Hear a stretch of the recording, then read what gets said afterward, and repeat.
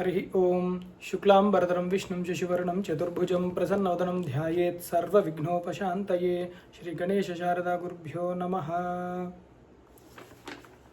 ఇవాల్టి రోజున మన శంకర సాంగత్యానికి అలాగే శంకరవాణికిలో ముఖ్య అంశం కింద వినాయక చతుర్థిని దృష్టిలో ఉంచుకొని కొన్ని మంచి మాటలు ఆ మహాగణపతి గురించి మనము తెలుసుకోవడానికి ప్రయత్నిద్దాము. మహాగణపతి ఆదౌ పూజ్యో గణాధిప అంటారు. అంటే మహాగణపతిని మొట్టమొదట ఏ పూజకైనా ఏ కార్యానికైనా కూడా మొట్టమొదట అసలు తలుచుకోవలసిందే మహాగణపతిని.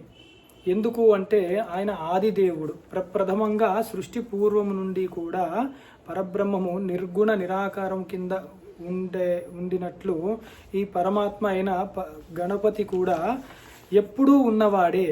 అయితే కథాపరంగా పురాణయుక్తంగా ఆయన వ్యక్తమైన సందర్భాలు కొన్ని ఉండనే ఉన్నాయి.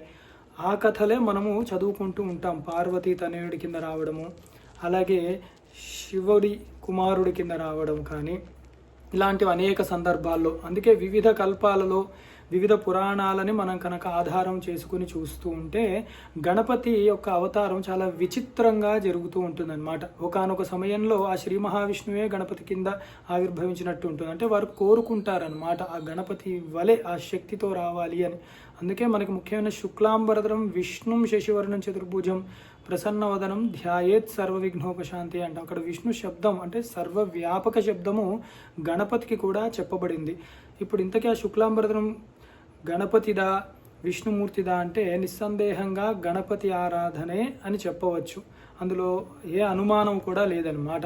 అయితే ఆ విష్ణువుకి గణపతికి మళ్ళీ ఆ భేదము చూడకూడదు. ఎందుకు అంటే విష్ణువు కూడా పరమాత్మయే ఒక రూపంలో దాల్చి ఉన్నాడు. ఆయన శంఖచక్ర గదాపద్మములు. అలాగే గణపతి కూడా పాశాంకుశాలు ధరించి వచ్చిన ఒక గొప్ప విశేషమైన రూపం.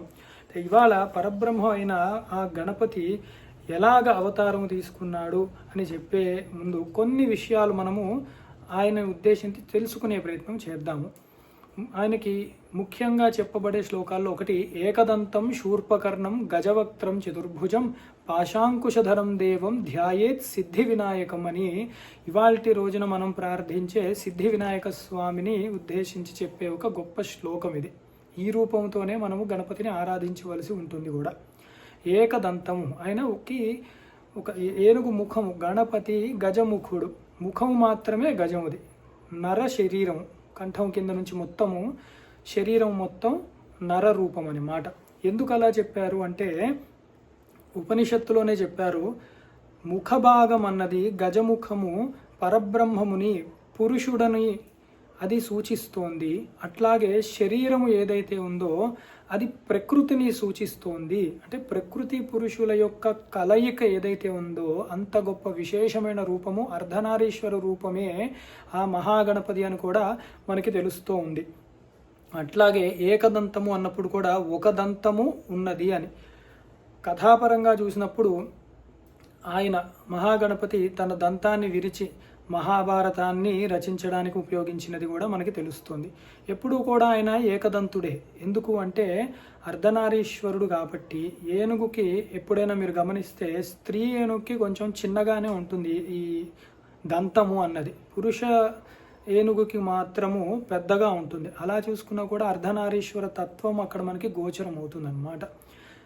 సరే, ఏకదంతము అన్నప్పుడు కూడా అద్వైతము అక్కడ కనపడుతోంది మనకు ఏకాశబ్దంలో. రెండవది ఆయన యొక్క త్యాగము. అంటే శరీరం మనము దాన్ని ఏదో కాపాడుకోవాలి అని చూస్తాం, కానీ మహాపురుషులు ఎలా ఉంటారు అంటే వారి శరీరాన్ని వారు త్యాగము బుద్ధితోనే చూస్తారు. అంటే అది ఎలాగ పరులకి ఉపయోగపడుతుంది అని. అందుకు అంతటి మహత్కార్యమైన మహాభారతం రాసేటప్పుడు వారి మహాగణపతి యొక్క దంతాన్ని వారు పెకలించి దాంతోనే మహాభారతం రాశారు అని కూడా మనకు తెలుస్తుంది. శూర్పకర్ణం అన్నారు. శూర్పకర్ణం అంటే పెద్ద చాట లాంటి చెవులు అని. అంటే ఇతర దేవతలు చెవులు అంతగా మనకి కనపడవు, కానీ గణపతి చెవులు మటుకు చాలా బాగా కనపడతాయి. అంటే ప్రతిదీ ఆయన వింటాడు. ఏమిటి వినడం అంటే భక్తిపరంగా చూస్తే మనం ఏ కోరికల్ని కోరుకున్నా కూడా ప్రతిదీ ఆయన స్వీకరిస్తారు. కానీ ఏది చేయాలో, ఏది మనకి మంచియో అది వారు మనకు అనుగ్రహిస్తూ ఉంటారు. అది ఒకటి. రెండవది, వినే లక్షణం ఒకటి ఉండాలి జనాలకి. ఎందుకు అంటే అనేక సార్లు మనం చూస్తూ ఉంటాం, శృణ్వన్ తపః అంటారు. ఏమిటి తపస్సు అంటే మనకి శ్రవణమే తపస్సు. అలాగే శ్రవణం అన్నదే జ్ఞాన మార్గంలో శ్రవణ మనన నిధిధ్యాసన అని శ్రవణమే మొట్టమొదటిది చెప్పారు.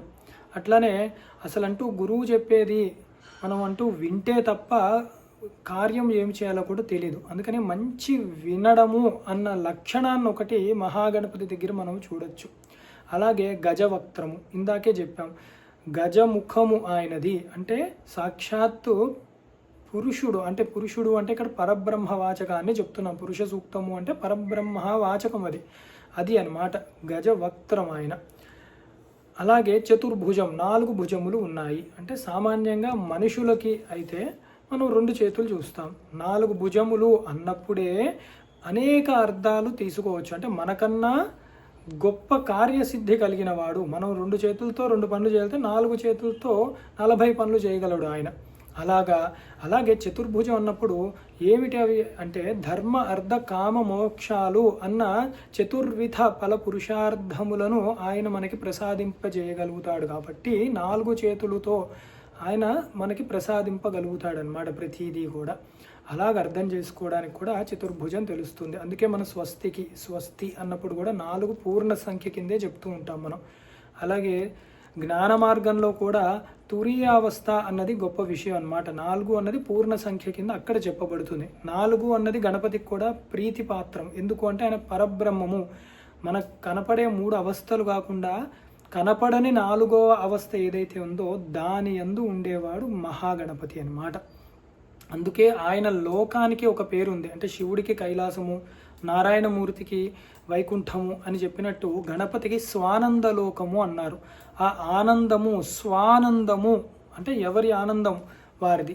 అక్కడే బ్రహ్మ విద్య అన్నది చాలా స్పష్టంగా తెలుస్తోంది అన్నమాట. స్వానందలోకంలో ఉంటాడు గణపతి. అంటే ఆనంద స్వరూపుడు ఆయన. అలాగే పాశాంకుశధరం, పాశము అంకుశములు ఆయన ధరించి ఉంటాడు. పాశము అన్నది ఎప్పుడు కూడా దేనైనా కట్టివేయడానికి, అలాగే అంకుశము అన్నది నిగ్రహించడానికి తెలుస్తుంది మనకి.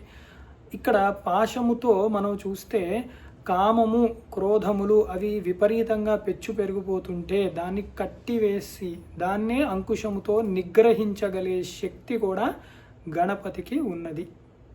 అలా అర్థం చేసుకుంటే మనకి సరిపోతుంది. అందుకే గణపతి ప్రార్థన చేసిన అప్పుడు కామములు కూడా సత్కామములు అంటే ధర్మబద్ధమైన కామములు మాత్రమే ఉంటాయన్నమాట. ధర్మార్థ కామ మోక్షములు అన్నారు కదా, అలా ధర్మబద్ధమైన కామములనే ప్రసాదింపజేస్తాడు. అధర్మాత్మికమైన కామములు, క్రోధములు అవన్నీ కూడా ఆయన అంకుశముతో, పాశముతో కూడా చెనక వేస్తాడని తెలుసుకోవచ్చు మనకి.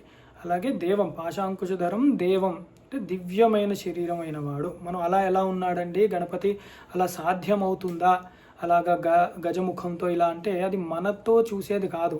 ఆయన మనలాంటి మనిషి కాదు, ఆయన దేవత, దివ్యమైన శరీరం కలిగిన వాడనమాట. అంటే వ్యక్తం అవ్వడమే దివ్యమైన శరీరంతో వ్యక్తమయ్యాడు. ధ్యాయేత్ సిద్ధి వినాయకం, అట్లాంటి సిద్ధి వినాయకుణ్ణి నేను ప్రార్థిస్తున్నాను అని ఈ యొక్క శ్లోకానికి అర్థం ఇవాళ తెలుసుకున్నాము. మహాదేవ్.